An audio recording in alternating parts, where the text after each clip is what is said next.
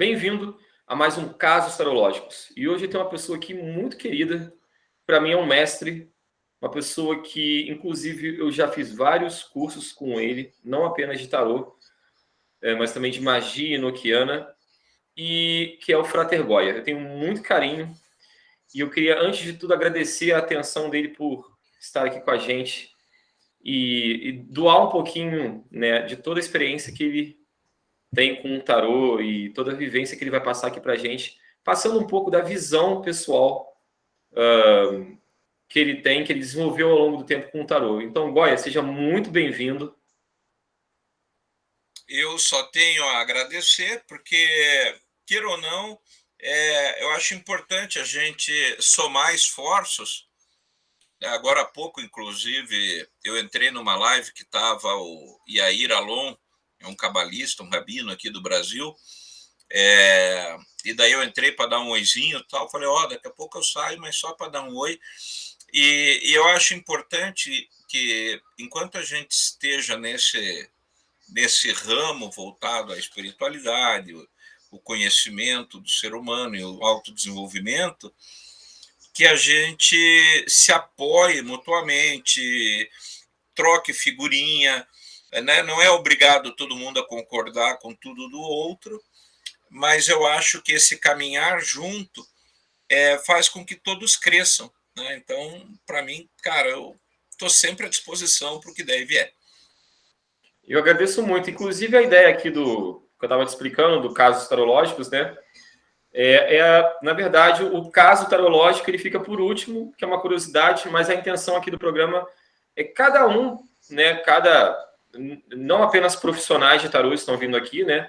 Mas pessoas que estudam tarô, ensinam tarô, vivem de leituras de tarô, ou usam o tarô como uma outra ferramenta, as pessoas possam aqui passar a sua visão, né, pessoal, e não necessariamente, né, a gente precisa concordar um com o outro, mas, na verdade, acho que essa comunhão, né, e essa troca só tem a acrescentar essa vivência, porque tarô é vivência, né?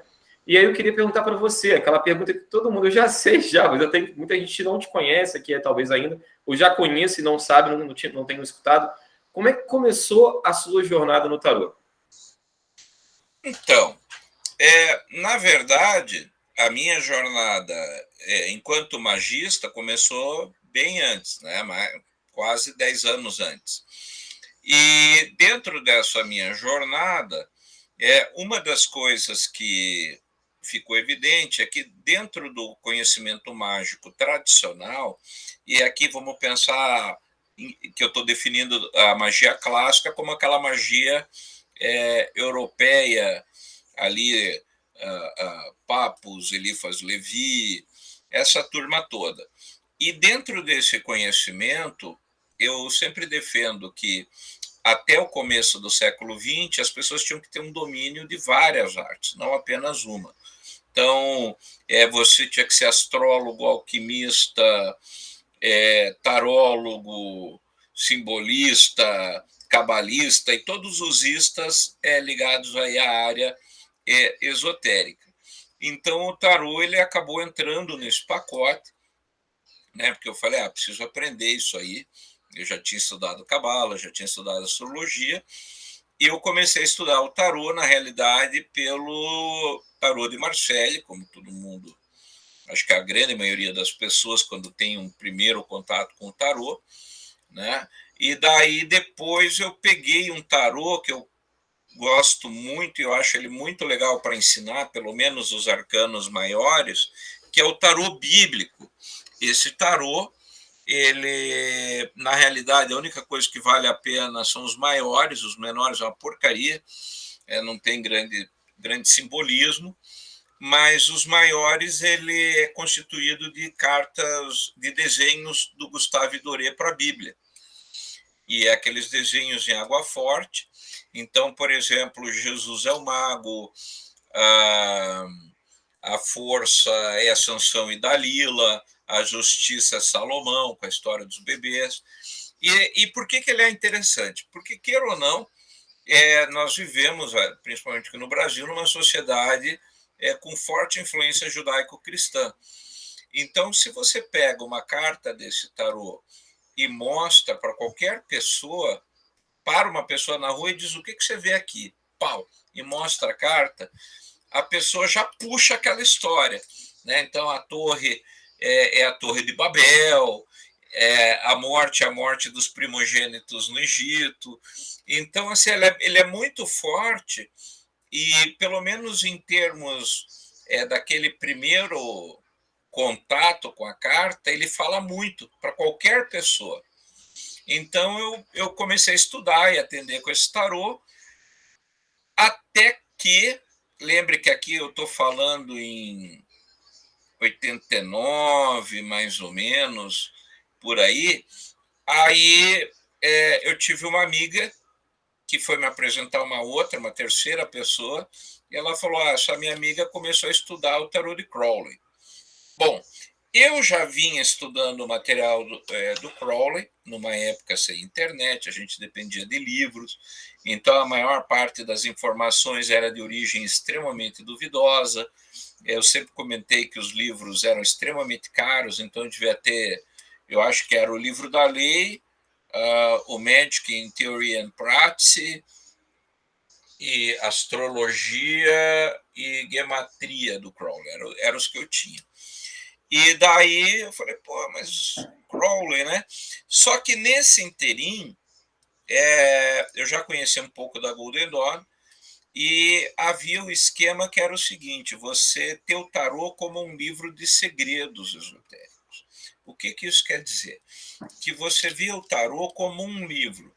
Então, dentro da mitologia do tarô, a gente sabe que existe a questão. Tem uma frase que aparece em quase tudo que é livrinho de tarô aí, de banca de jornal, aparece assim: o tarô é o grande livro da humanidade. Se você queimar todos os livros do mundo e restar um tarô, todos eles podem ser reescritos. Né? E isso sempre ficou na minha cabeça. E aí volta para a história dessa pessoa que estava estudando tarô de Crowley. Eu nunca vi falar em tarô de Crowley. Da onde tarô de Crowley? Né? E para vocês entenderem, assim, o pessoal que está assistindo, é importante considerar o seguinte, né? O tarô de Crowley, eles terminam em 1942. Existe em 69 uma publicação dele em preto e branco, só que na verdade é tonalidades de verde, que é chamado Tarô Sangue Real, ou Sangue Real, né? Era uma mistura aí de Graal, né? Se você procurar na internet, você vai ver que é quase umas imagens meio que de mimeógrafo, assim, que é um esquema que se fazia com um arremedo de fotografia, que você colocava os produtos e aí botava a imagem e ficava uma imagem amarelo esverdeada. E daí foi a primeira edição, e o primeiro tarô de Crowley, ele é publicado oficialmente nos Estados Unidos em 78. Eu estou falando isso para que as pessoas entendam, que hoje todo mundo conhece o tarô de Crowley, só que eu tô contando uma história de 88, 89, e o tarô de Crowley só tinha sido publicado efetivamente há 10 anos. Né? Então a gente tem que ver que não havia realmente informação, porque a pessoa escuta e fala: imagina como é que o Goya nunca ouviu falar de tarô de Crowley, né? Cara, não tinha, né? Era fora naquela época era muito difícil informação. Era difícil informação e a não criançada da havia, internet não tem noção. porque 10 anos antes da internet era pouco tempo, né? Então, para uma coisa se espalhar nesse contexto, era pouco tempo. E, então, quando eu falei: pô, nunca ouvi falar tarô de Crowley, aí lá fui eu encontrar essa pessoa. E daí, quando eu cheguei, ela disse: isso aqui é o tarô. E deu para mim. E eu comecei a folhear o tarô de Tote, e daí eu lembro que quando eu olhei, eu falei: cara, ele colocou tudo dele aqui. Eu lembro nitidamente, assim, que foi o primeiro pensamento que me ocorreu. Eu falei: cara, esse tarô não é só um tarô, é o Crowley. Ele está aqui, né? Então foi uma coisa assim, foi como o pessoal costuma dizer, um soco no estômago, né? Então, eu já peguei, nisso eu estava estudando o tarô, acho que há uns 5 anos, mais ou menos, e já dava aula do tarô bíblico, né? E daí eu peguei o Crowley, aquilo explodiu minha cabeça. Falei, cara, eu preciso aprender essa merda. E daí tô eu até hoje, né? A primeira turma que eu fiz de tarô de Crowley foi em 1990. O cartaz ainda, eu tenho ele em algum canto aqui, publicado naquelas impressoras matriciais de 9 agulhas, né? Então, com uma frase do Crowley, o desenho de uma carta, né? Então, assim, foi uma coisa que foi um divisor de águas para a minha vida esotérica, realmente foi o tarô, porque aí veio esse lance de que o tarô não serve apenas para jogo. Note-se que depois acho que a gente vai falar um pouco melhor disso, detalhar, mas já vamos pontuar aqui. Nesse período, eu tinha um consultório de astrologia, eu junto com outros sócios, e eu atendia tarô nos 3 turnos. Eu começava às 9 horas da manhã e até 11 horas da noite lendo tarô, todo santo dia. E eu tinha agenda fechada, né? E às vezes, assim, quando o tarô de Tote entrou na minha mão, que eu tava, já lidava, vivia profissionalmente do tarô, daí começou a ir para um outro lado de o tarô não é apenas uma forma de adivinhação, né, ou de saber a divina ação. Ele é uma forma, tem outra coisa aqui, tem algo mais, né? Mas aí depois disso a gente deixa para outro momento aí da conversa. Sim. Não, demais, essa história é demais. Eu já tinha escutado essa história várias vezes, mas eu sempre gosto de escutar de novo essa experiência, porque eu imagino o filme já, né? Ela vai imaginando o filme, e aí você abre a brecha e descreve ainda aquela parte que, contando da época também, que era muito difícil o acesso à informação, e realmente era, né? Você comprava um livro, demorava 5 meses para chegar um livro, era assim, né? Cara, quando você comprou o seu tarô de Tots, como é que você conseguiu o seu primeiro? Então, é isso que eu ia falar agora. Esses livros, por exemplo, que eu tinha, eram livros assim. Em Curitiba tinha a livraria Pirâmide, tinha a Guignone, que era uma livraria mais geral, assim, tipo cultura, né? Saraiva, no mesmo perfil. E aí você tinha a Pirâmide, que era uma livraria esotérica, que a partir de 1985 foi uma das primeiras em Curitiba a ter um público mais voltado para o lado esotérico. Depois tinha também uma outra livraria que eu falei, que é a livraria Fênix, que era perto da sinagoga, que era uma loja especializada em alfaias maçônicas, né? Para quem não sabe, são as roupas e paramentos maçônicos, né? Então vendia as joias de maçom, aventalzinho, aquela coisa toda aquela parafernália. E eles também vendiam material esotérico. Aí tinha uma outra loja que vendia pêndulo, material de radiestesia, mas aí era mais especializada. Então, assim, aí essas lojas encomendavam via catálogo. Então, eu tive, por exemplo, eu não sei se foi o médico, ele levou quase 2 anos para aparecer na minha mão. Da encomenda até ele chegar, era tipo assim, o primeiro veio e aí, chegou, não, perdeu no caminho, extraviou, né? E daí eu já estava quase desistindo, chegou teu livro, né? Já tinha esquecido do livro. Então era assim na época. E o tarô, na realidade, no Brasil, quem vendia tarô importado eram 2 livrarias, era a Zipac, em São Paulo, e uma outra que era a Zipac, e a outra eu já lembro o nome também, Horus, a livraria Horus. Eram essas 2 livrarias que vendiam umas coisas assim mais trevosas, né? No Rio tinha uma outra lá, mas a gente tinha contato, era com essas 2. Então, alguém pegava o ônibus, fazia um bate-volta, já encomendava via telefone, e os caras, depois de meses, falavam, olha, fulano foi para os Estados Unidos e trouxe 10 tarô, quantos que você quer?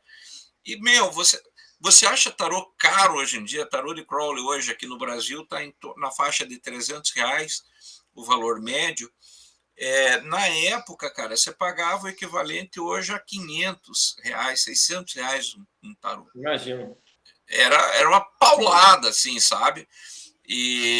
Cara, quando chegava o tarô, reunia a patota para todo mundo ver o tarô que você tinha comprado, né? Então era assim, ou você tinha um tarô feito de papelão, né? O mitológico, o tarô de Marsella, que vinha nas revistas, tudo, então todo mundo tinha tarô de revista, e o próprio Rider-Waite, que também. Inclusive, eu tenho, acho que está aqui, por aqui por atrás, a chave para o tarô do Waite. É uma edição que vinha era de uma editora, daquela que faz e de ouro, da Edições de Ouro, e aí vinha o tarô, as últimas páginas era um monte era o tarô inteiro, né? Que você recortava, então ele vinha no tamanho do livro, aí as últimas páginas você recortava e era papelão plastificado por cima. Era assim que vinha o Rider-Waite, cara, em 1980. Caramba. Não, assim, e sem querer assim, não, porque nessa época também eu nasci em 82, né? Mas, então, para mim foi muito mais fácil, que o meu primeiro tarô eu ganhei, na verdade, em 2013, não faz tanto tempo, né? Mas, sendo saudosista por você, mas não é um papo saudosista, nostálgico, naquela época era melhor. Mas eu acho que tudo isso fazia parte da experiência. E uma coisa é verdade, você dá muito mais valor, né? Você pega na mão uma coisa que porra, demorou, uma coisa... Né? Eu acho que faz parte da própria experiência, assim. Uma curiosidade é que, para mim, por exemplo, o Crowley fala espanhol. Porque tudo que eu lia dele, eu li primeiro em espanhol. Né? E aí é engraçado que tem 2 filmes chamados Herança Valdemar. Conheço. Aqueles filmes. E o primeiro cita o Crowley. Então, aquele Crowley lá falando em espanhol é o Crowley que mora na minha cabeça. Porque eu li todos esses livros, eu li tudo em espanhol, o livro de Tote eu li em espanhol, astrologia, gematria, o Magic, o próprio material da Golden Dawn chegou para mim primeiro em espanhol e depois em inglês. Então, Matters, esse pessoal para mim não era inglês, eles falavam espanhol. Mas você fica no imaginário, acho que a gente constrói, imagina, cada um tem sua visão pessoal, né, assim, das experiências que você vive, né? Mais o primeiro contato, porque o primeiro contato é o que fica, então o seu Crowley aí, bom, a passagem do Crowley pelo México deve fazer muito sentido para você. Ele vai lá e caramba, né? Crowley mexicano. Então, cara, é muito engraçado, mas é isso que você falou, não sendo saudosista, é uma coisa que é importante colocar, porque assim, acho que o pessoal vai ver, aqui atrás tem 2 estantes, mas fora essas 2 que vocês estão vendo, tem mais 2 aqui para frente, e mais 2 para lá e uma para lá. Então são 3, 4, 5, 6, 7 estantes repleta de livro até em cima, né? Nesse quarto, fora uma que está lá na garagem. Então, o dia que você vier me visitar, inclusive, vai ser o quarto que você vai ficar, é onde estão esses livros todos. Opa, vai ter bastante coisa para ler. Então, aí, vai ter que revistar as malas quando você for embora. Revistar as malas. Né? Mas, assim, o que acontece, né? Não sendo saudosista e sendo ao mesmo tempo, cada livro desses, cara, foi uma conquista, sabe? Cada livro desses, assim, como eu falei, teve livros que foram anos para conseguir por a mão. Então, eu sempre falo a mesma coisa, você é músico também, então você sabe disso. Quando eu comprava um LP, cara, você ouvia aquele LP todo dia até comprar o próximo. né? Então, quando eu comprava um livro, pegava, por exemplo, os meus livros de cabala, também a maioria em espanhol, inclusive aqui, só para você ter ideia, um aqui atrás, ó, né? Bem, ó, peguei já de, né, cabala, né? A Bíblia, Divino Projeto do Mundo, né? Então, aliás, baita livro, né? Friedrich Einreb. Então, tudo em espanhol, porque o Brasil era muito ruim, e é ainda muito ruim em termos de publicação. Então, assim, quando vinha, cara, você dormia com o livro, você estudava o livro, você anotava, você cuidava, soltava a folha, você ia lá e colava. E eu acho que hoje as pessoas perderam um pouco esse sentido.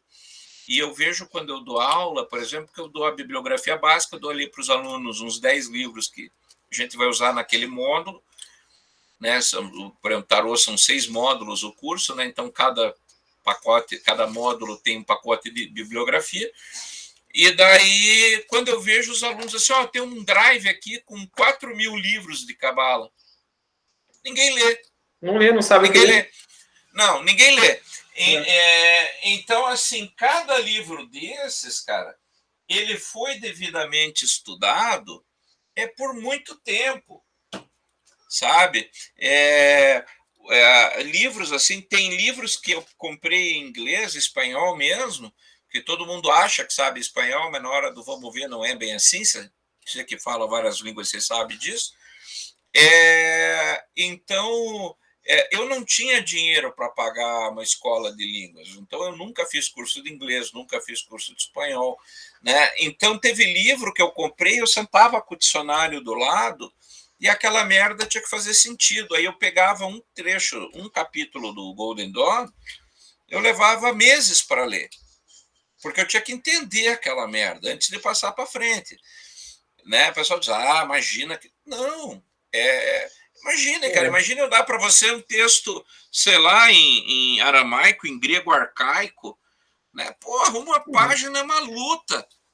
Não, difícil mesmo, é difícil. Não, né? Cara, o pessoal novo não tem noção, assim, eu acho muito, né? Não que eu seja fazer 40 anos, ainda tô novo, mas...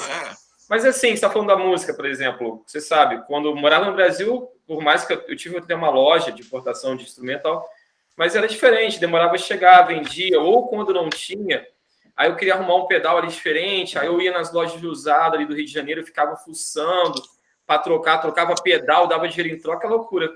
Aí eu trabalhei aqui no Canadá, numa loja de instrumento musical, de guitarra, e que frequentava até vários artistas famosos, frequentava a loja, que tinha guitarra de 150 mil euros, 150 mil dólares canadenses lá.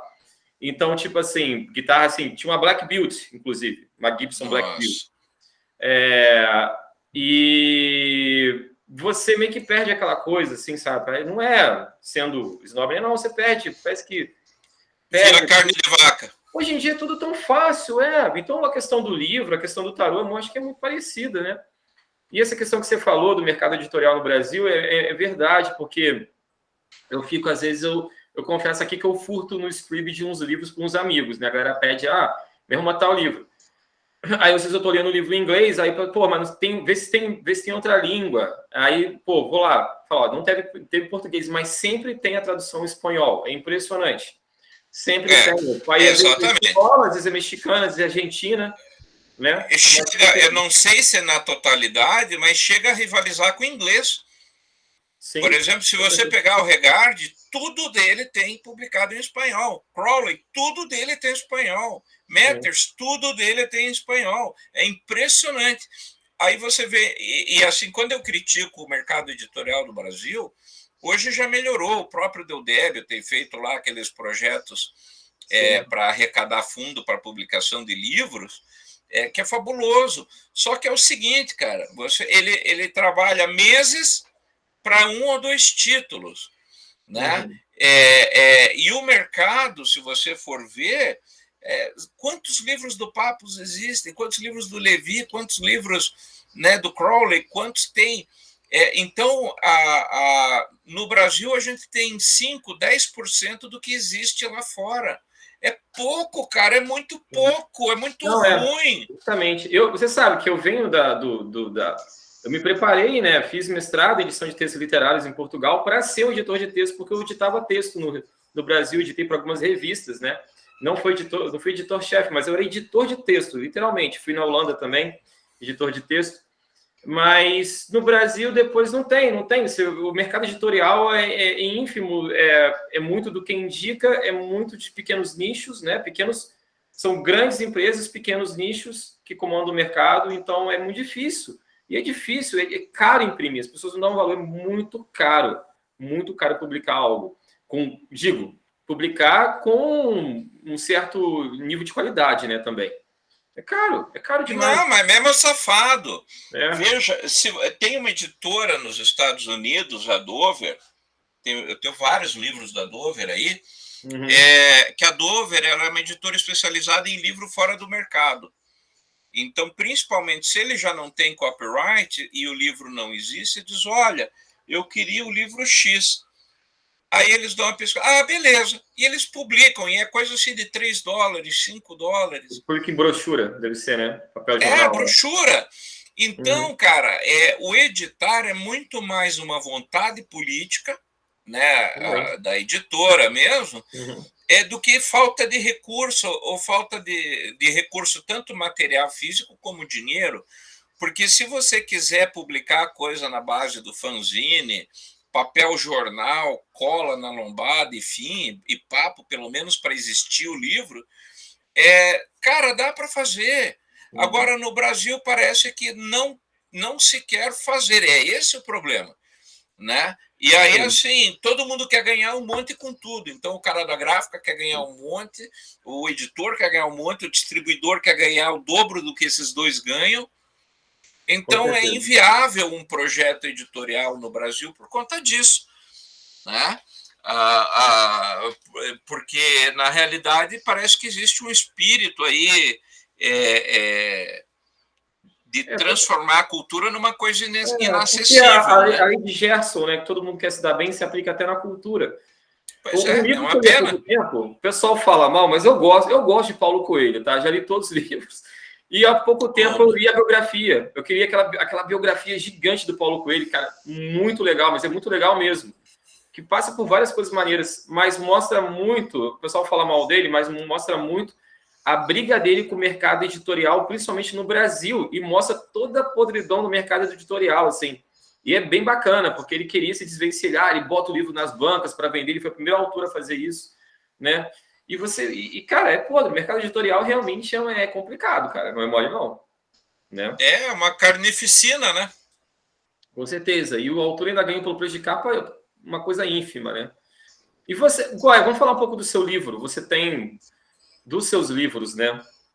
E inclusive do processo de criação do Templo Vivente. Eu queria que você contasse um pouco aquela passagem que você foi lá para o mosteiro franciscano também.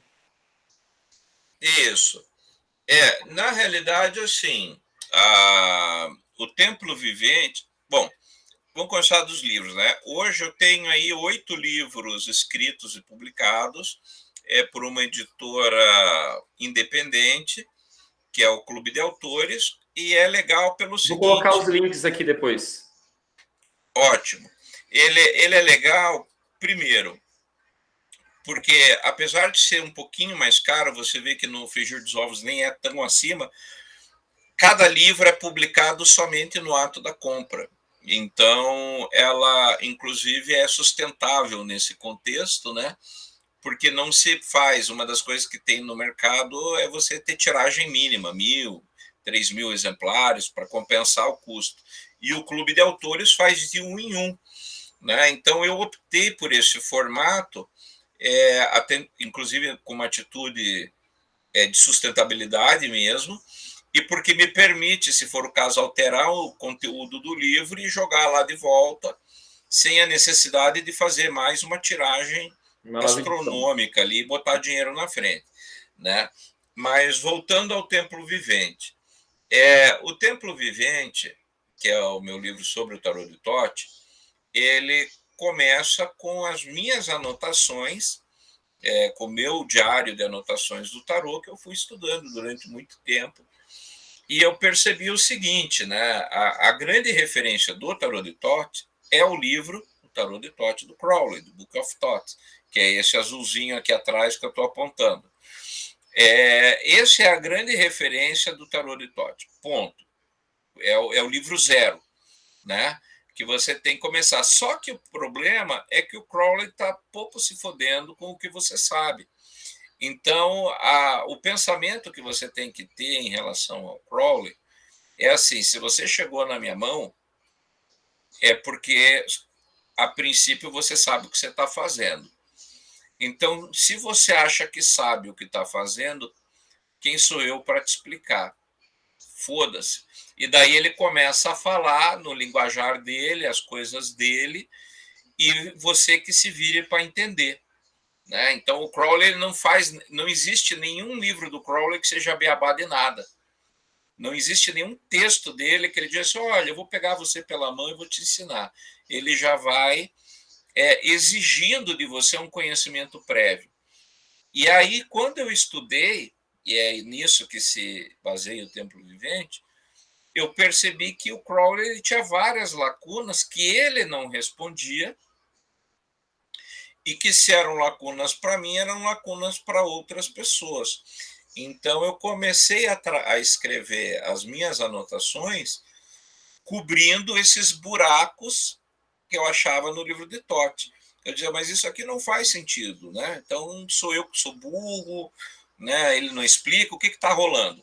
E aí eu fui atrás de informação, e aí, com isso, eu corri tudo que havia no período sobre o Tarot de Thoth, para ir formando um grande arquivo que eu pudesse usar. E aí, a partir disso, que se moldou o curso, né? O curso do Tarot de Thoth, que é o curso que eu faço até hoje. E aí, o livro veio num outro momento ainda, né? Nesse momento foi o momento de compilação de todo esse material, e que daí eu peguei as anotações dos alunos.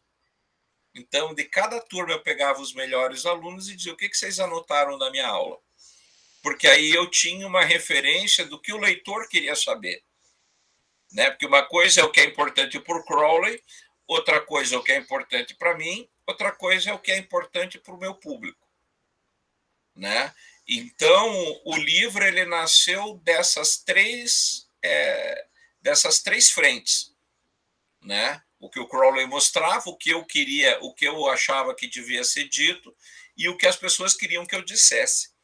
E daí, o primeiro livro surgiu em 95, no final de uma turma de 2 anos e meio de estudo.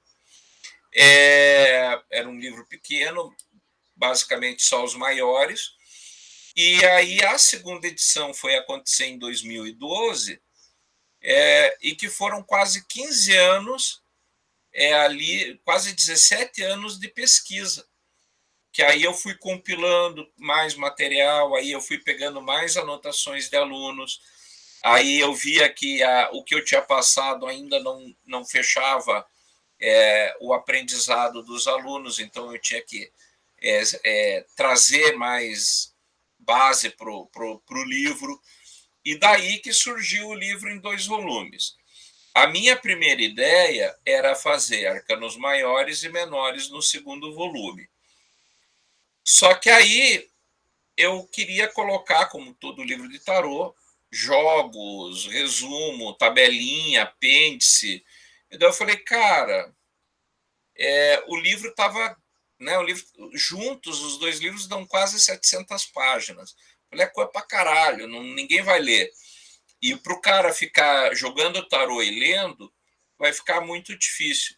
Daí o que eu fiz? Eu joguei toda a parte teórica para o volume 1, e o volume 2 jogos, resumo de interpretação das cartas e os apêndices, né, que é o que você vai usar quando for trabalhar com magia. Né? O segundo consulta, né?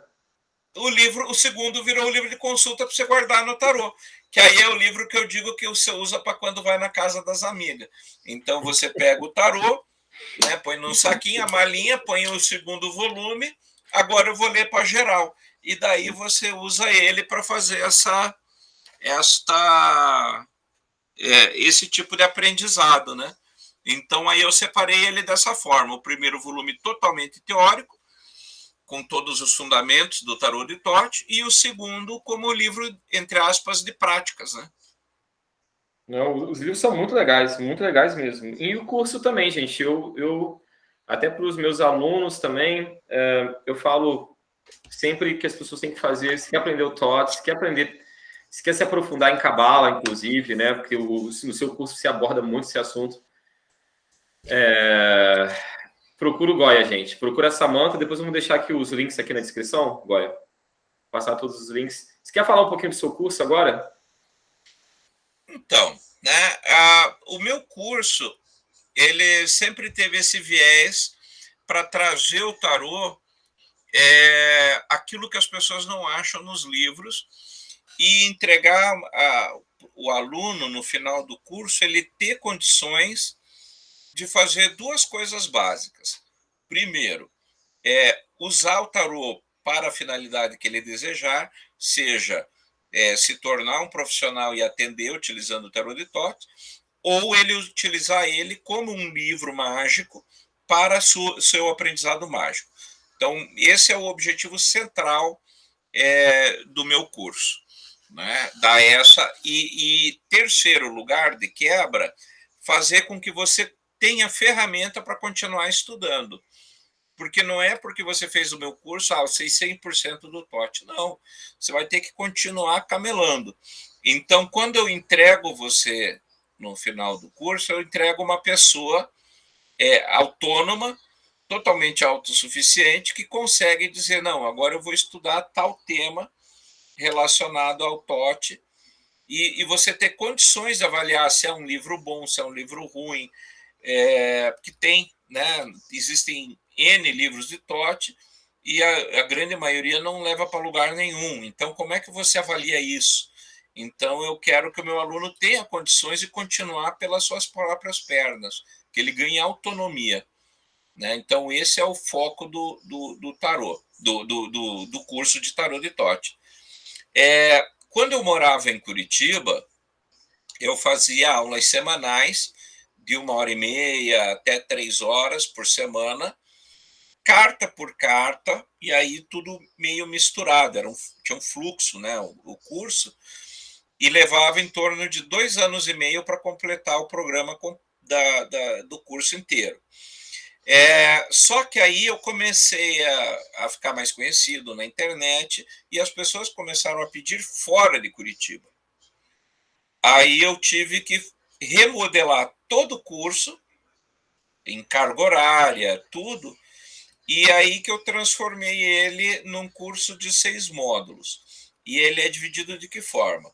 O primeiro é uma apresentação geral do tarô, tanto um tarô genérico como o tarô de Tote, né? A história do tarô, as relações do tarô com Cabala, como é que o Crowley criou o tarô dele, quem que pintou, fala da Frida, né? Dos acordos dele com a Frida Harris, né? Um pouco dessa história, Golden Dawn, e a Cabala, num primeiro momento, para você já ter uma noção, o tarô de Tote tem muito de Cabala dentro dele, ou Cabalá, né? Mas ele tem muito, então vamos ter o primeiro impacto já de cara. O segundo módulo é basicamente os arcanos menores e jogos, né? Técnicas de interpretação, algumas técnicas de atendimento, etc. No geral, a gente acaba elencando, o livro tem várias, mas cada vez que eu apresento o módulo, a gente escolhe de acordo com aquele grupo, que jogadas que vão ser mais interessantes para o pessoal aprender. Aí o terceiro módulo, a parte da astrologia associada ao tarô. O quarto módulo é os símbolos no tarô de Tote, os portais, né? Então, o tarô possui... o tarô de Tote é riquíssimo em símbolos. Então, cara, você explode a tua cabeça. E daí a gente explica, né, que Crowley, por exemplo, ele fazia muita relação de uma carta com a outra.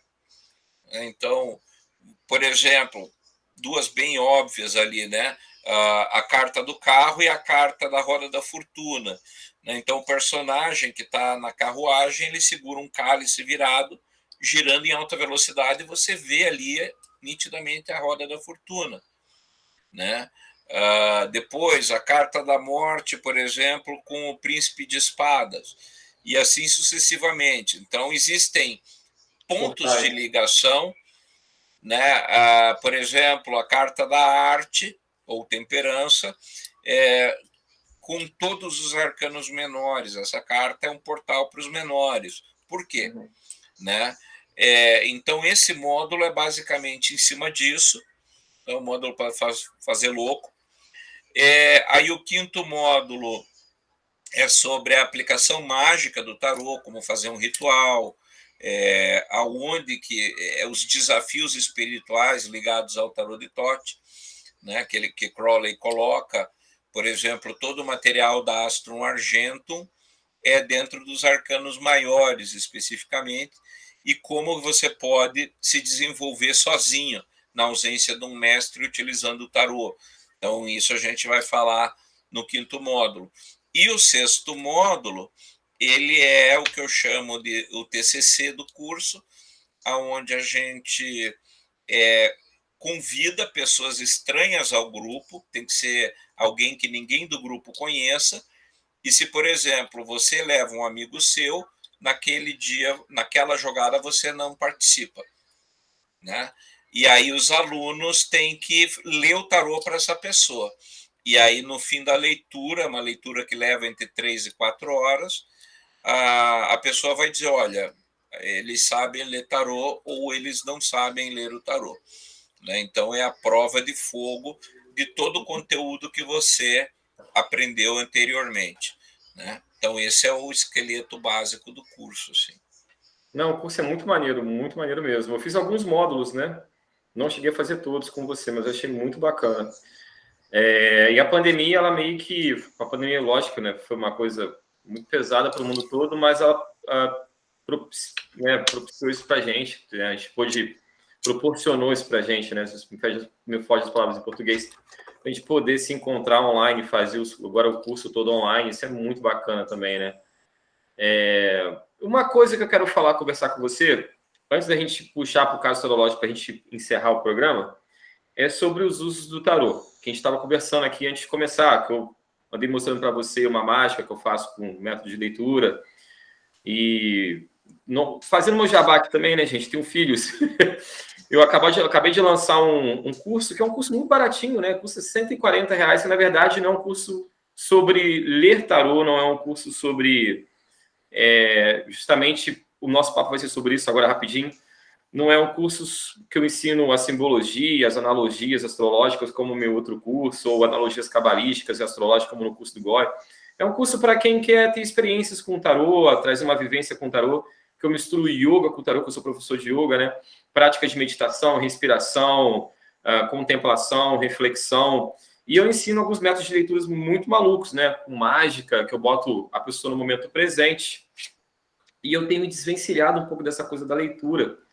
E eu estava comentando com o Goya também que eu ainda leio tarô e tal, mas eu agora, hoje em dia, tenho preferência por fazer atendimentos astrológicos e ensinar tarô, passando a minha experiência, a minha vivência do tarô também. E conversar sobre tarô com outras pessoas que a gente está fazendo aqui agora, porque estudar tarô, né? Tarologar por aí.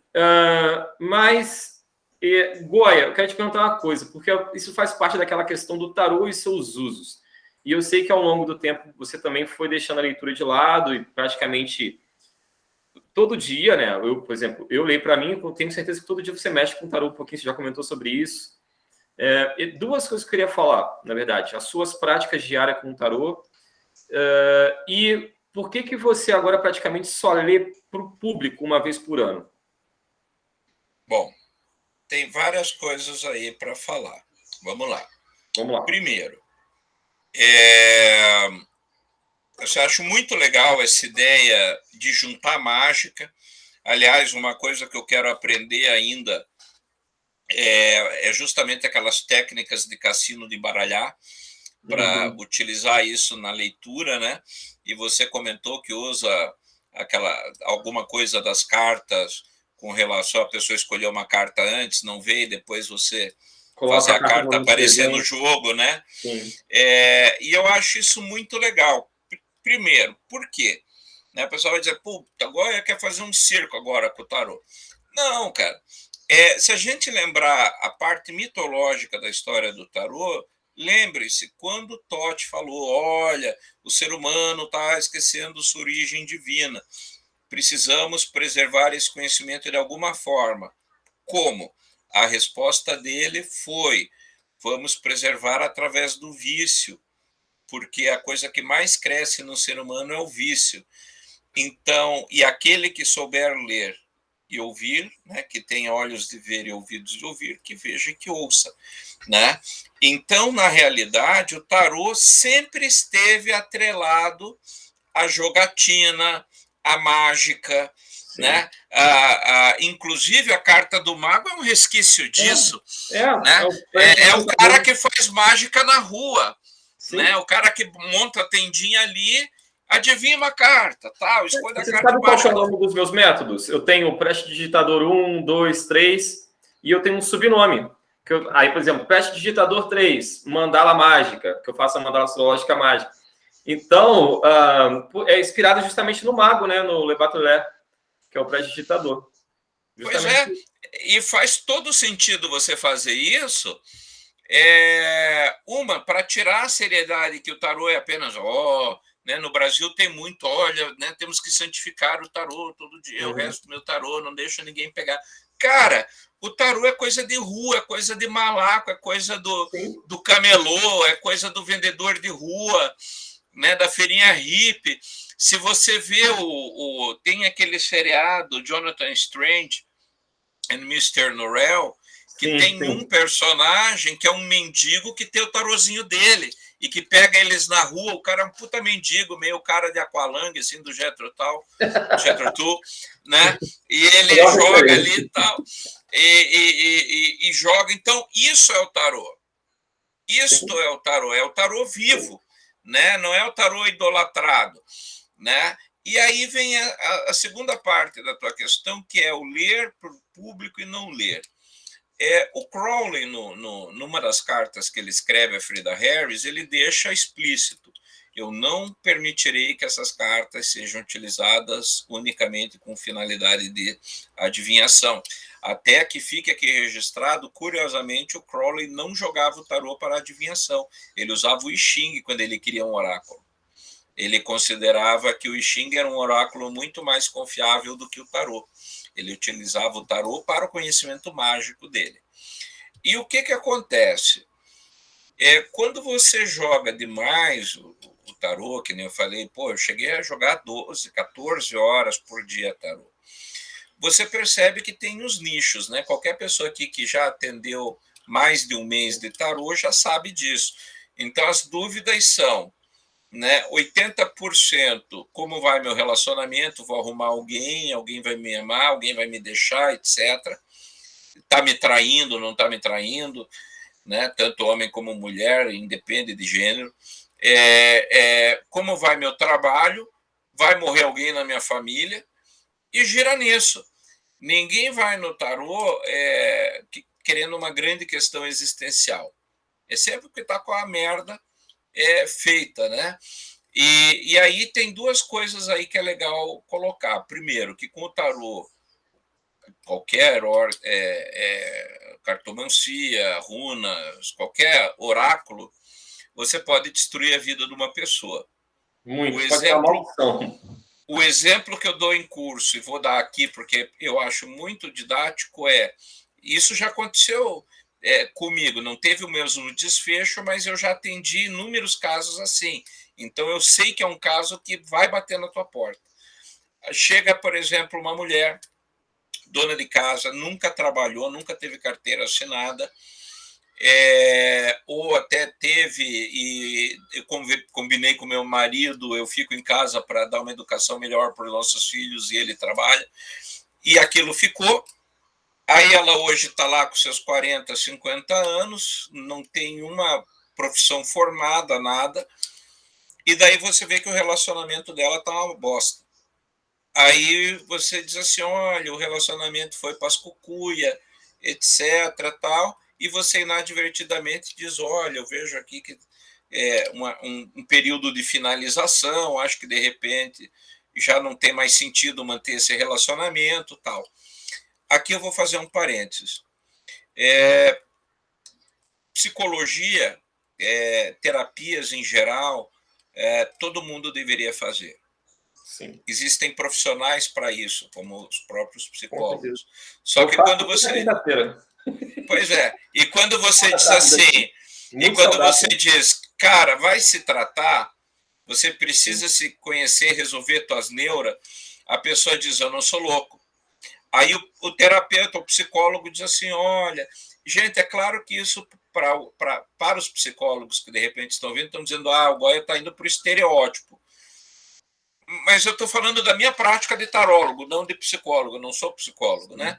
Mas o que a gente vê no dia a dia, as pessoas assim, psicólogo não, eu não sou louco, eu não vou. Ela vai para lá com resistência, muitas vezes, porque a família diz, olha, se você não fizer tratamento, se você não for atrás de uma terapia, acabou.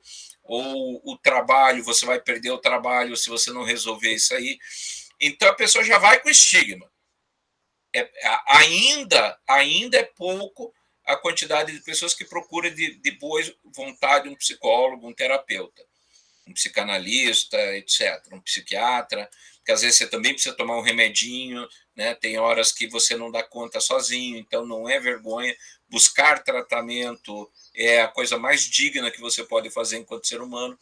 Enfim, aí o psicólogo diz assim, olha, você tem coisas assim para resolver, papapá. O cara diz, quem é essa pessoa para dizer isso para mim? Quem ele ou ela acha que é para me dar de dedo e dizer o que eu tenho que fazer, me apontar saídas, né? Então a pessoa já vai uriçada. Só que quando a pessoa vai num tarólogo, vai num oraculista qualquer, ele vai de peito aberto. Então, se você disser, saia daqui, pegue uma arma e mate, a pessoa vai fazer, porque ela já entrou pela tua porta disposta a fazer, a comprar a tua ideia. Ponto. Tá? Isso é a coisa que é a melhor coisa, a melhor orientação que eu posso falar para quem está ouvindo e pensa algum dia em atender como oraculista. Isso é uma coisa que vai acontecer com todos vocês. Né? E daí o que acontece? Você diz, olha, o teu relacionamento acabou. Ela sai de cá, do consultório ali, de onde ela atendeu, vai para casa, arruma um advogado, separa, o marido, né? Vamos fazer bem estereótipo, né? A gente sabe que não é só essa nuance que tem no ser humano, mas vamos lá, é para entender. Né? Aí o marido paga 3 meses de pensão, pega, se livrou da louca, né? Porque aí, vamos lá, já que estamos em estereótipo, né? Até a gralha, né? A louca já está incomodando e tal. O cara, graças a Deus, me livrei daquela louca. Dá um perdido, né? Como tem no direito Lins, né? Local ignorado e não sabido. Ninguém acha mais o filho da puta que está devendo a pensão para as crianças, que está devendo a pensão dela, etc. Do que essa pessoa vai viver? Sim. Tá? Então, assim, eu parti aqui para talvez esse não seja o exemplo mais digno. E afeta as crianças e afeta tudo.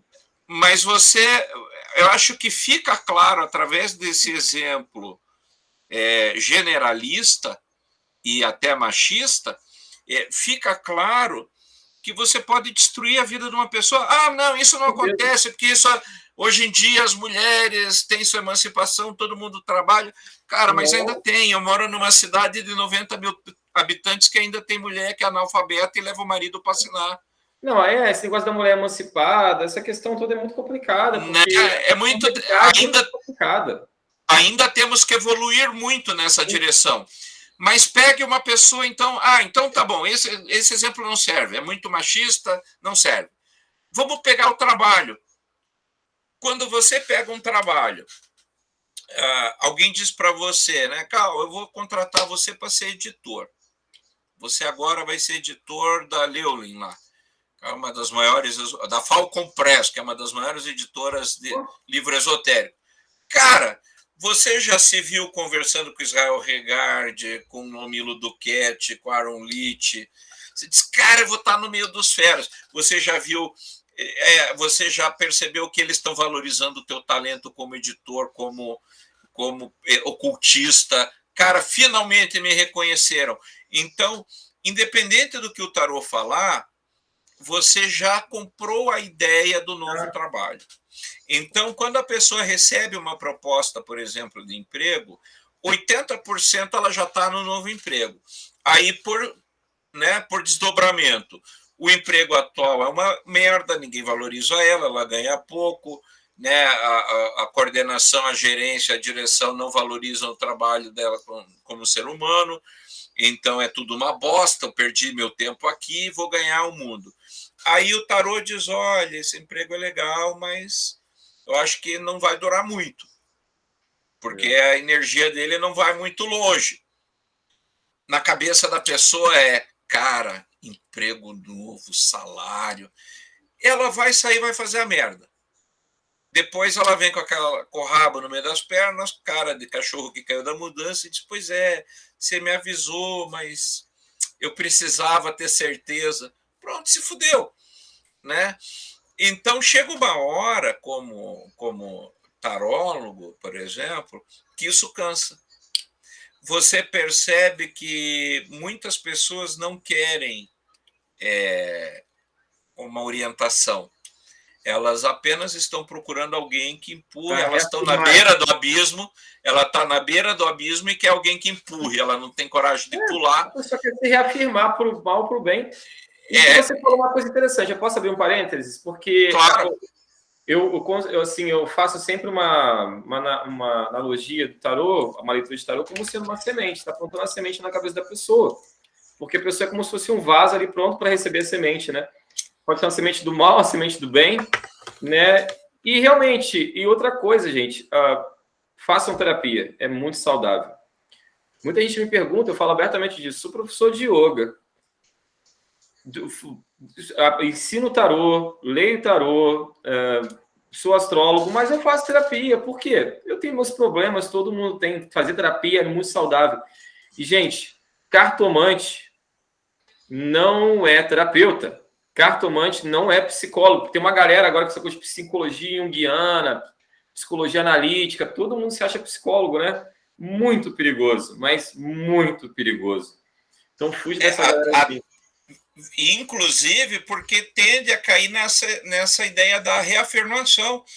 Que você chega lá na pilha e a pessoa te reafirma uma cagada. Sim. Até, né, no intuito, não, quer ver meus pacientes, não sei o que e tal, e te enfia numa roubada. É muito grave isso. Né? Nós temos que tomar cuidado. Mas voltando à pergunta original, tudo isso eu coloquei para situar a pessoa que está assistindo a gente das coisas que acontecem quando você lê o tarô, quando lê runas, qualquer oráculo para alguém. Então chega uma hora em que você coloca tudo isso em perspectiva e aí acontece a mágica, né? Que é o que acho que está acontecendo com você, né? Você olha para o tarô olha para você e diz, cara, tem algo mais. Aí você pega a carta, vira para o outro lado, olha no fundo da carta e diz, tem mais aqui. Eu estou usando 1% do potencial do tarô. Com certeza. Eu estou me repetindo. Eu sinto que o tarô me chama e quer me contar uma coisa e eu não estou tendo tempo de ouvir. E daí você acaba perdendo naturalmente o interesse. Também a gente não pode, como eu falei, meu curso eu tenho todos os públicos. Eu tenho gente que entra e diz, eu vou fazer disso a minha vida, a minha profissão. Ok. Tem gente que adora, do mesmo jeito que tem gente que se vê como profissional, por exemplo, de ser motorista de táxi, motorista de Uber, e adora dirigir. Cara, eu adoro, porque eu converso com as pessoas, eu amo dirigir, eu me sinto livre fazendo isso, eu não tenho horário. Cara, toda profissão é digna. Claro. Então, se você quer optar por atender, ok. Só que, no geral, os estudiosos acabam, né? E também não estou falando isso como uma elite, né? Mas eu acho que é um caminhar natural na tua jornada enquanto tarólogo, né? E o sufixo, né? Quer dizer o que estuda o tarô, Tarô.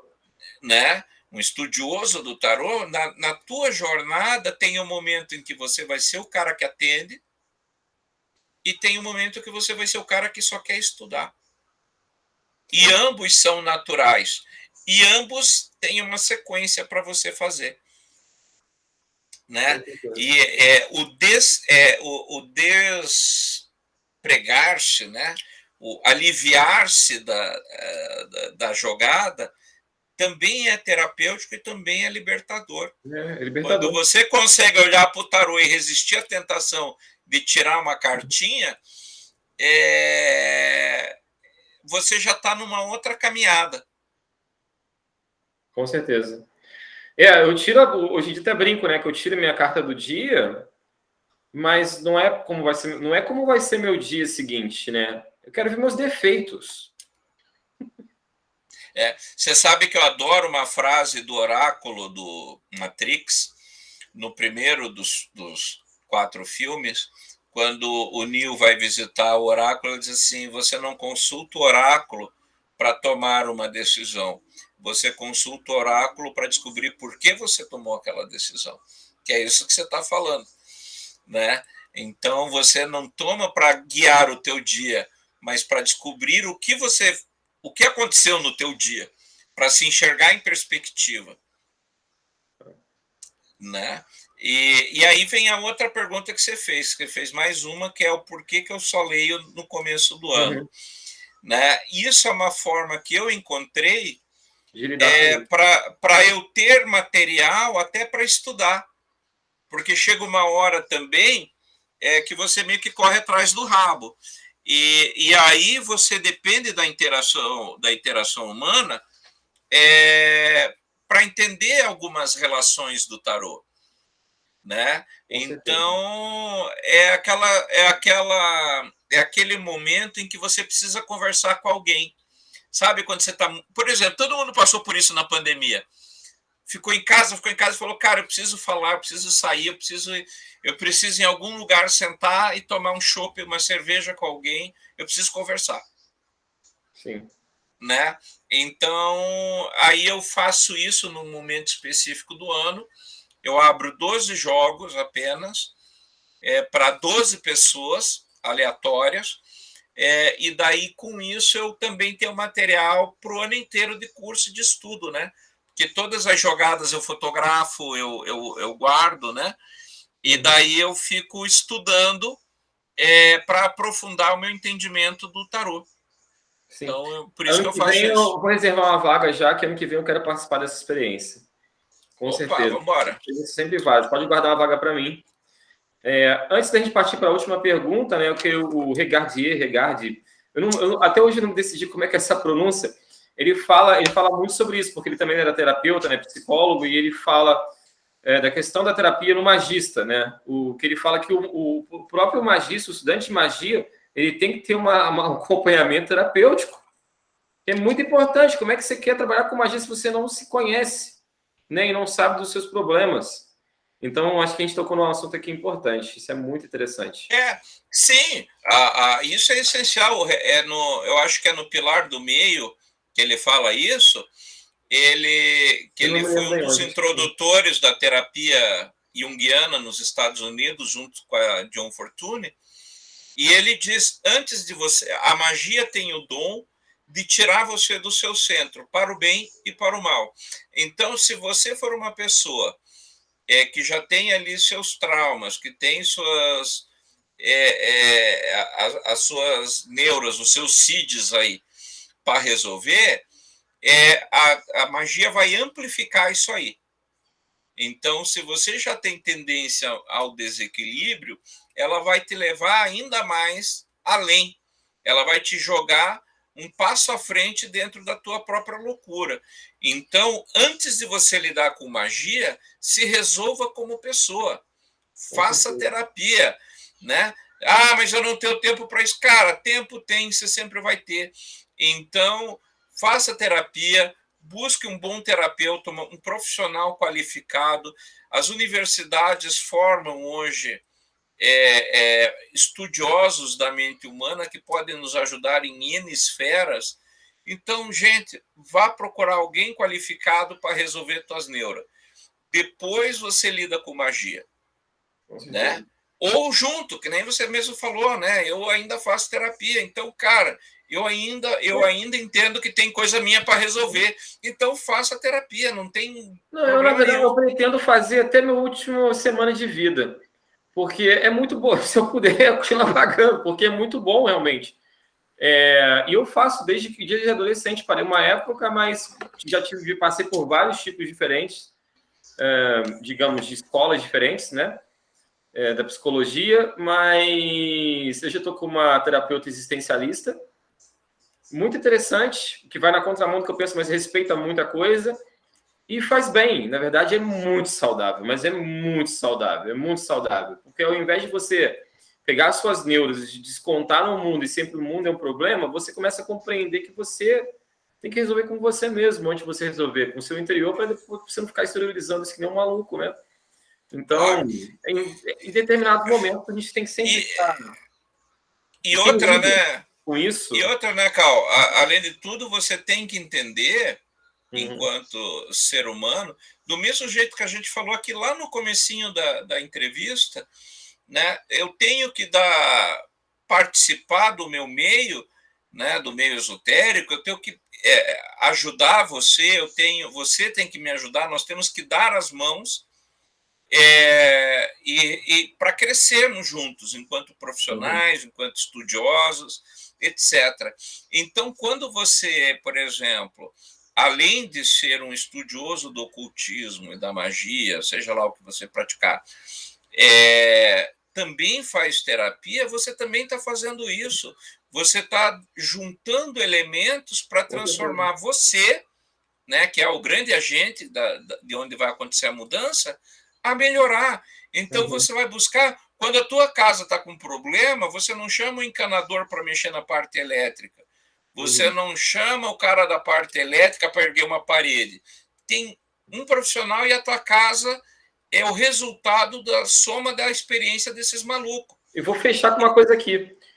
Porque essa terapeuta agora que eu estou fazendo, eu tenho começado agora... Não, na verdade, desde a primeira sessão. Na primeira sessão, eu estava relendo a Árvore da Vida. É a Árvore da Vida, né? Do Regardie? Isso, Tree of Life, isso aí. Nesse português, eu estava relendo, e ele fala muito sobre isso. Mas depois, durante as sessões, muitas coisas que eu falo, ou ela vem falar, eu faço relações com cartas do tarô. E ela acha muito interessante. E ela agora começou a se interessar por tarô, e ela é existencialista. Aí ela fala, me explica. Então, eu explico para ela. Aí, na minha própria análise, ela analisa a minha própria análise sobre a carta. Ela vai pesquisar depois e volta para mim com algum pensamento, alguma reflexão, um vídeo. Então, uma vivência. Feedback. É uma troca, assim, a todo momento, né? Que você vai crescendo, expandindo a mente, né? Eu acho que... Agora, vamos para os casos astrológicos para a gente finalizar, que eu sei que o Goya precisa jantar, gente. Vamos lá. Então. Bom, eu acho que 2 casos aí, se eu puder contar, o primeiro tem a ver com o primeiro tem a ver com a história do Templo Vivente, né, que você citou lá, o mosteiro e tal. Então, esse é o primeiro. E depois um outro caso. Mas vamos lá. Esse primeiro é mais esotérico, né? Então, o que acontece? Eu fui 1000 anos atrás, acho que ainda era século passado isso. Daí eu fui para um mosteiro franciscano fazer um retiro lá com os caras. Só que a última coisa que me interessava era o tal dos franciscanos. Eu só queria um lugar onde eu pudesse parar e estudar, ficar longe do movimento e tal. E aí é muito maluco, primeiro, porque os caras ficavam em silêncio. Então, todo mundo lá tinha voto de silêncio. Ele só abriu a boca na missa E quando eles acordavam 4 horas da manhã para ir para a tal da missa, e daí eles iam fazendo canto gregoriano pelos corredores para acordar os outros monges. Então você estava lá dormindo, aí começava aquele Ave Maria, e aí você né, acordava com aquele troço na cabeça. E fora isso era silêncio absoluto.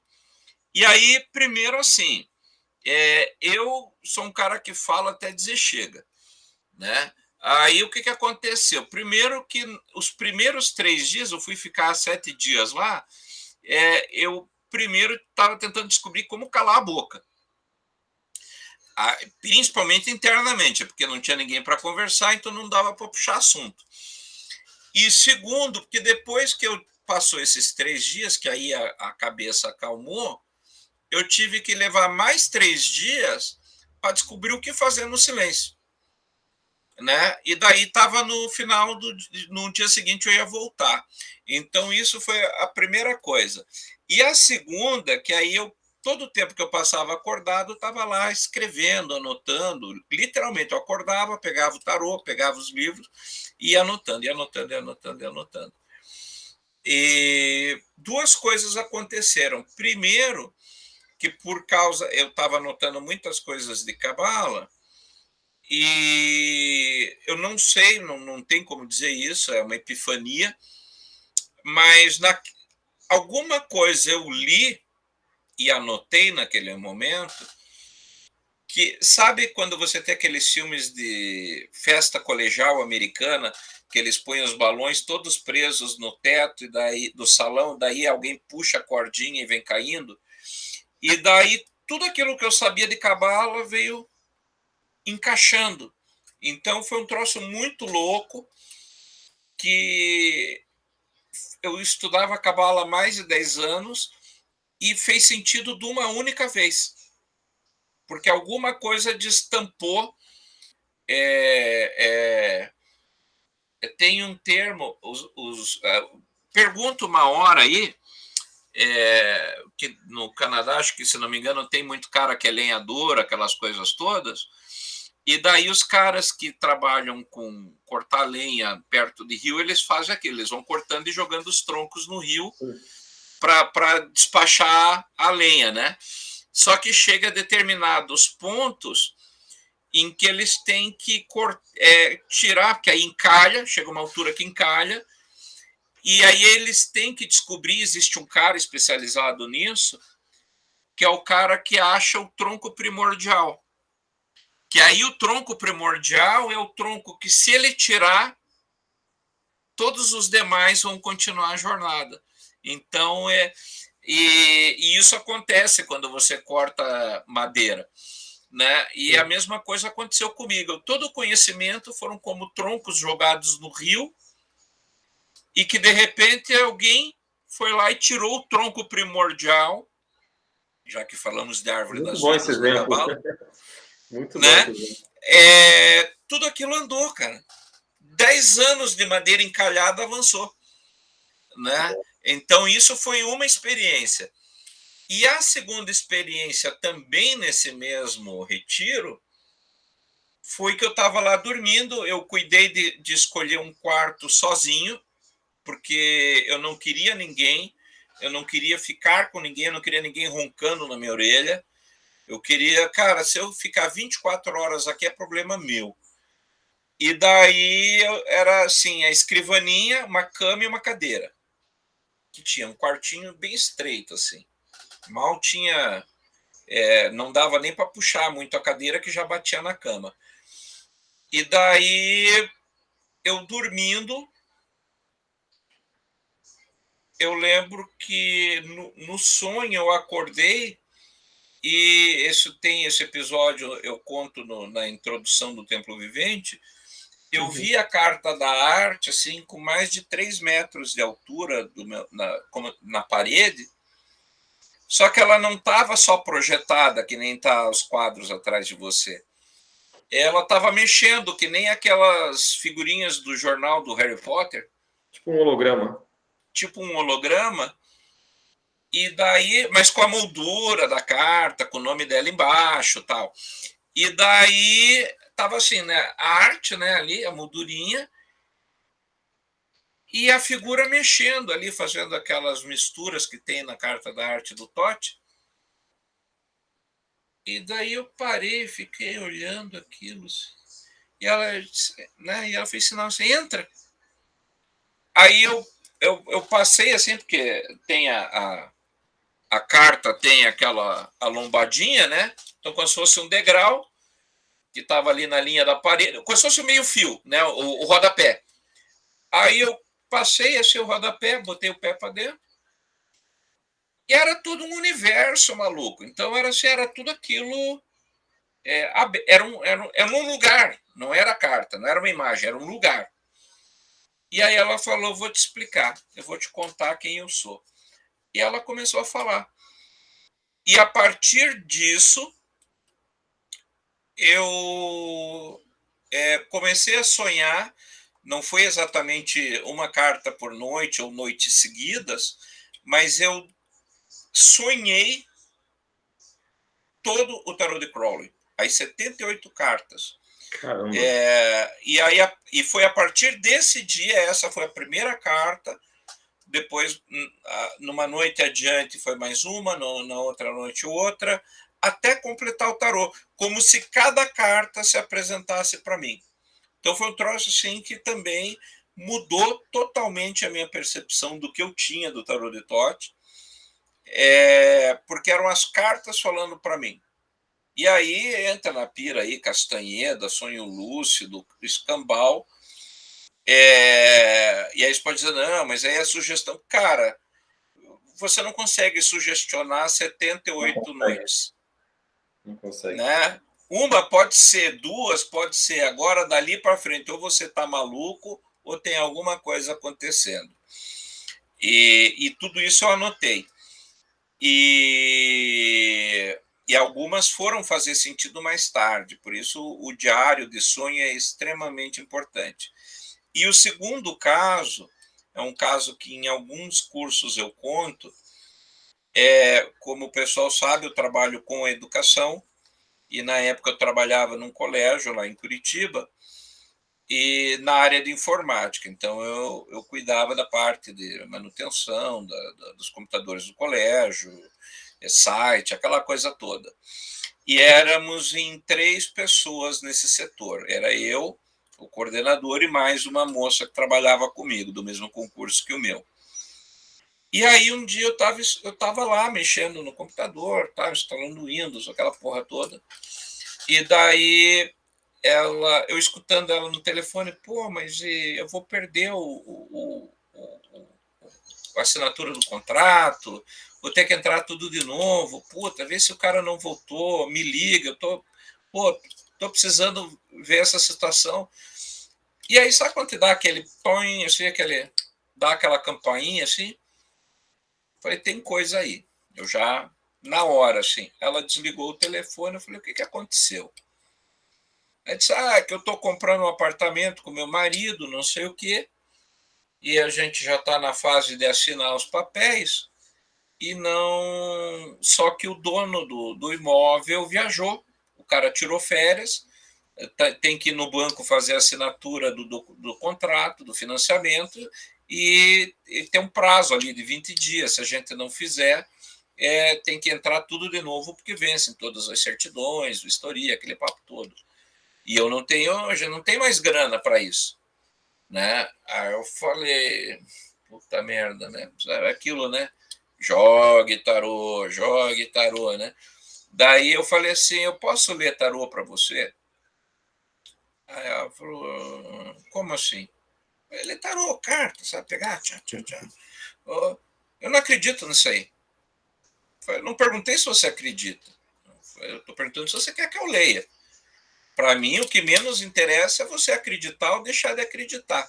Mas por quê? Eu falei, sei lá, eu só senti que eu devia fazer isso para você. Mas eu não vou pagar. Eu falei, não estou falando que eu quero pagamento, eu quero jogar para você. Tá bom. Aí a gente pegou um laboratório de informática que estava fechado e eu fui jogar o tarô para ela. E na hora, pau, saiu uma carta ali, eu falei, tem alguém enganando você nessa parada. Não, imagina, tá tudo papel, porra, tem banco envolvido, é uma imobiliária, eu tô com um corretor que fez um negócio. Falei, cara, estão te passando para trás. Imagina, agora você olha para as cartas e diz, faz o seguinte, você sabe onde é o imóvel? Claro que eu sei, vou comprar um apartamento. Você já teve lá? Não, já fui lá uma vez, não sei o quê. Aí eu falei, então faz o seguinte, hoje à noite você pega o teu marido e vai lá nesse endereço. E da rua você vai olhar. Se a luz estiver acesa, o cara está em casa. E aí você vai saber quem que está te enganando. Tá, eu vou fazer. Aí o que aconteceu? Estava acesa a luz, ela bateu na porta, o cara abriu. Mas quem que é você? Não, eu sou a pessoa que vai comprar teu apartamento. Falei, mas eu não estou vendendo esse apartamento. Pô, mas eu já dei o sinal, teu contrato no banco, papapá. Falei, não, você está enganada. Não tem nada a ver com isso, não. Você está louca. Eu não estou vendendo. Não, mas eu tive aqui. Não. Como você teve aqui, cara? Você está louca? Bom, para encurtar a história, que eu tenho que comer. E o pessoal também não vai ficar ouvindo, porque não vai ter segunda temporada. Aí, o que aconteceu, afinal? O cara que era corretor, esse apartamento era um apartamento que havia sido alugado. Então, a imobiliária tinha todos os papéis do apartamento. Caramba. E o corretor, o que ele fez? O corretor mostrou esse apartamento para ela num intervalo desses, para fazer de conta que ia vender o apartamento, pegou o sinal e ia sumir com o sinal. Aí ele ia dar um perdido, ele ia fazer o cara perder o interesse em vender, porque né, no geral, quando você dá o sinal, é você demonstrando o teu interesse. Se as partes não andar por algum motivo, você perde o sinal, né? Nem sempre você devolve, depende do tipo de acordo que foi feito. E no dela, se o negócio não fosse efetivado, ela perderia o sinal. E aí o cara ia assumir com o sinal na mão grande. Na época era 5 mil reais, tipo hoje, sei lá, 25 mil. Muito dinheiro. Então, e o cara estava saindo na mão grande. O cara tinha mostrado o imóvel para ela, né? Tava com uma outra pessoa lá, com esse imóvel alugado, e como a imobiliária tinha, ele deu entrada no banco, porque estava tudo fresco. Ele deu entrada no banco, deu entrada em tudo, e ia vender um apartamento que na verdade não existia. E apareceu no tarô. Cara, E aí, surreal. né? Então, total psicodélico, assim, né? E a reação dela depois? Cara, ela falou, não acredito, né? Você tá louco, como é que isso aconteceu? Aonde que aparece isso no tarô? E não sei o quê, né? Bom, aí, moral da história, né? Ela foi atrás, e daí eu também intervi um pouco lá, e daí eu falei com o tal do corretor, já botei um cagaço no sujeito, e daí o cara devolveu o dinheiro para ela. E ela, a partir de então, mudou total. Daí ela virou minha cliente de tarô, chegou a comprar meus livros e tal. Ela falou, isso é muito louco, cara. E é uma coisa assim, então, às vezes o tarô chama você para uma situação. Sim. Né? E nesse caso, eu realmente não tinha nenhuma informação a não ser o meu instinto ali, que na hora veio, né? Tem algo errado aí no reino da Dinamarca. E tinha alguém, e no tarô apareceu que tinha alguém com intenção de lesá-la, não apareceu quem, mas que tinha uma pessoa que estava ali armando para cima dela. Né? E daí foi isso, cara.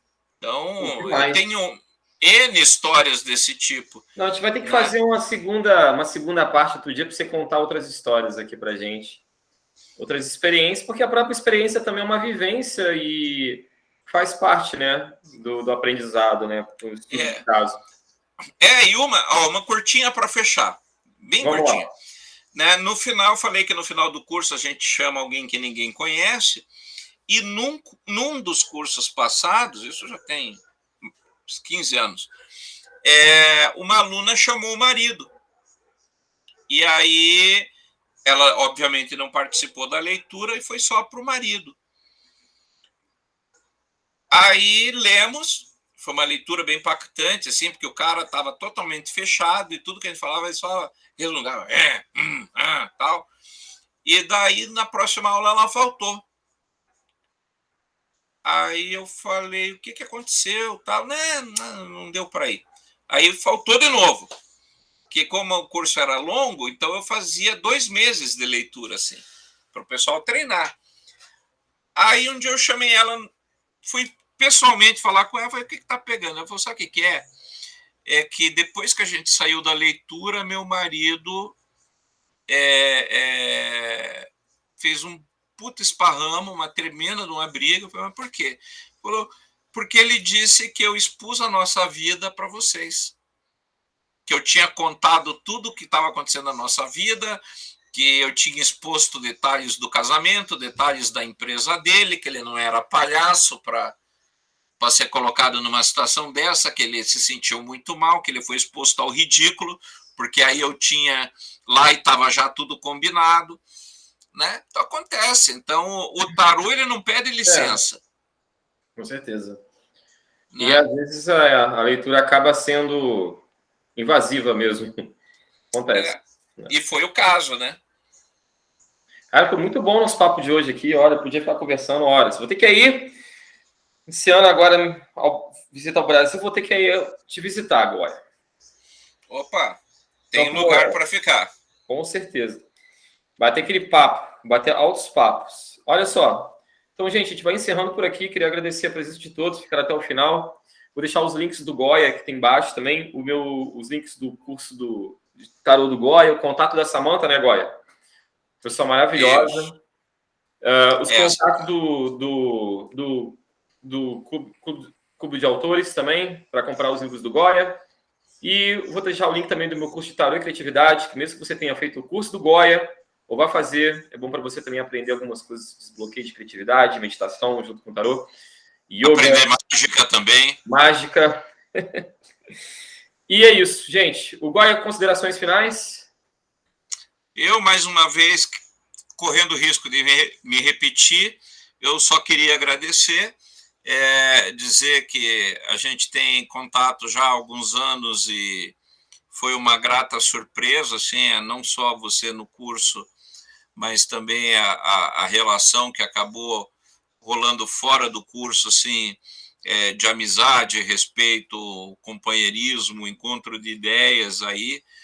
Então, eu só tenho a agradecer por ter tido a oportunidade de estar vivendo tudo isso e da gente poder juntos estar apresentando esse material para o pessoal. Então, é isso que mesmo. Eu agradeço muito. Realmente a gente vem formando uma boa amizade, muitos papos, né, que fogem da magia do tarô, tem a música, né, cultura e tudo. E, gente, o Goya é músico também, tá muito ligado à cultura. Tem aquele podcast também, que é no Bico do Corvo, né, gente? Que é bem interessante, o Goya participa. Isso, o Bico do Corvo é sobre cultura, música e cultura pop no geral, que é no Spotify, né? Se chama No Bico do Corvo. E a gente brinca que se você tá no Bico do Corvo, alguma coisa tem de errado. Né? A gente pode deixar o link aqui embaixo também. Vamos deixar todos os links. Guai, muito obrigado. Fica bem.